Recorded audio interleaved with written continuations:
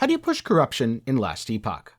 Today's video aims to answer that very question, along with talking a bit about the corruption system more broadly. If you're new to the game and don't know the basics of monolith progression, be sure to check out my previous video before coming back to this one. I'm not really going to be talking about the fundamentals here, but more getting into some advanced tips and tricks. Now, pushing corruption is something you want to do because it unlocks exclusive effects. For example, Orbis gains drops as of 200 corruption. Also at 200 corruption, bosses start giving you the option to pick from 4 blessings instead of a normal 3. Finally, as item rarity rises, you get more loot and better loot. But this does come at the cost of more monster health and damage, in addition to echo modifiers becoming significantly more dangerous, so get ready to read. Now, corruption has a catch-up mechanic, therefore it's better to push corruption in one monolith first before going elsewhere. And this is something I will cover a little bit later, but first, how do you push corruption? It's pretty simple. Pick a monolith and go in a direction pushing as far as you can out from the starting point. It's easier to do this on diagonals because you have more options to branch off if Orbis spawns in your path. The reason you want to get so far out is that way you build up stability more. Base stability and maximum bonus stability scale with distance from the center. However, this is a measure of physical distance, not nodes traveled, so if you loop around or backtrack, you'll get less stability as if you were close to the starting point again. For your early echoes, head to the objective and kill enemies along the way. For the later echoes, you're still wanting to get to the objective, but you'll definitely want to fill most of your stability bar by killing enemies as you go, even if this means stopping for packs here or there. After you build up enough stability, you can challenge the monolith boss for 1 stack of Gaze of Orbis. Each stack of Gaze of Orbis gives you bonus corruption after you defeat Orbis to reset your echo web. Personally, I like building up 3 or 4 stacks before I fight Orbis, but depending on the spawns, you could get 5 or 6, or end up resetting it at 1 or 2 if your spawns really do kinda suck. And so that's the basics of pushing corruption in a single monolith. Travel outwards, challenge the boss, kill the boss a few times, defeat Orbis, reset, and go again.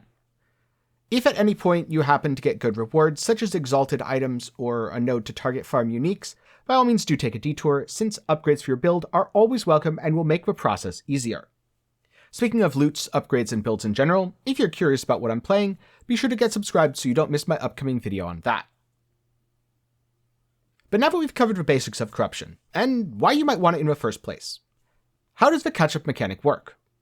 Luckily, it's really simple. The catch-up mechanic happens automatically.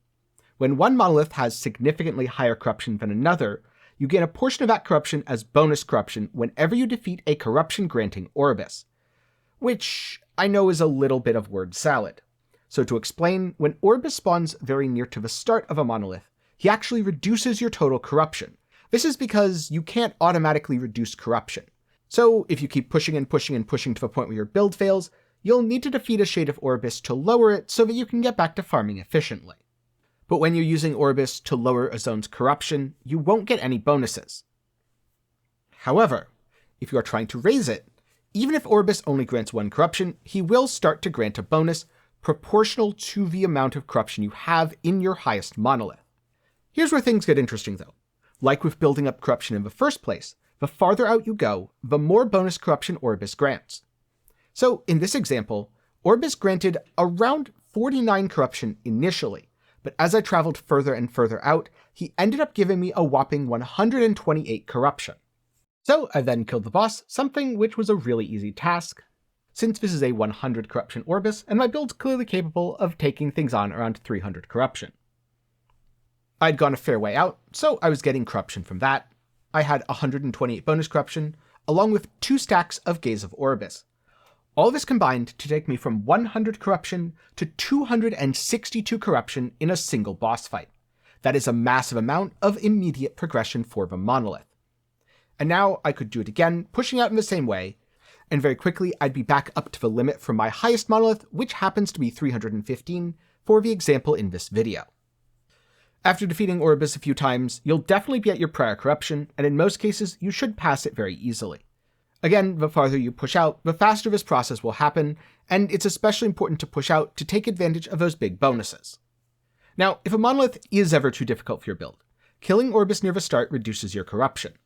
Furthermore, if you're struggling, you can do additional quest echoes, or some of the special echoes that appear on your echo web, in an attempt to drop harmful modifiers off of either the boss echo or the Shade of Orbis itself. While arena and dungeons do exist, a vast majority of your time in Last Epoch's endgame is spent pushing corruption in the Monolith of Fate. This is not only the best place to get most items, but also one of the best places to test your character power. While pushing to 300, or even 500 corruption, can be both difficult and time-consuming, it is also very rewarding. You'll start seeing more exalted items. You'll start seeing double exalted items, something that has both a T7 and T6 exalted mod. You'll see more unique items, since there's higher item rarity. This also of course means a higher chance to get a unique item with LP, though there is no innate bonus to LP from corruption. And as you keep going, you'll be able to push your build to its absolute limits. Because eventually, there's going to come a point where your damage simply isn't high enough, where all of your defenses fail. If anything manages to hit you, then it's just going to be a one-shot. Or maybe the fights will simply end up taking too long, and it gets a bit boring. There's a lot of ways where a build in Last Epoch can reach its limit, but hey, that just means it's time to grind some more, and who knows, after an upgrade or two, you might be able to push past your previous limit. Unfortunately, Monolith progression is character-bound rather than account-bound. Personally, I'd love to see some sort of change to this in the future.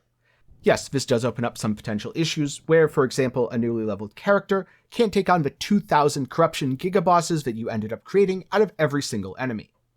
But maybe you could just carry over the catch-up mechanic. This way you have full control over how much corruption you gain. After all, I could have gained between 50 and 128 depending on the distance that I traveled, while also giving you the option to start your character in harder content, which it should be more than able to handle at a lower level since you're very likely carrying over gear using your stash from your experience playing on the previous character. But personally, I'd rather see some sort of account-bound progression so that I can get alts up to speed. This would definitely encourage me to play far more builds than I am now. But what about you? Would having some way to preserve your corruption account-wide encourage you to play more builds in Last Epoch? And if so, what are some of the other problems that you've encountered in your Last Epoch gameplay? Be sure to let me know in the comments below. And of course, if you found this video informative, do be sure to give it a like and recommend it to a friend. Now before I go, a special thanks to my patrons and channel members for the continued support. For as low as $1 a month, you can help make videos just like this one possible. Patreon link will be down in the description. If you're looking for something else to watch, why not refresh your basics with the Monolith progression guide I mentioned earlier? Or maybe you're looking for some tips and tricks, have questions about farming unique items, or want to know how to make your own loot filter. All of that and many more resources will be both up in the card and down in the description below. Or you can always go with a recommendation on screen right now. But that's it for me today. Thank you for watching, I hope you learned something, and I hope to see you again sometime soon.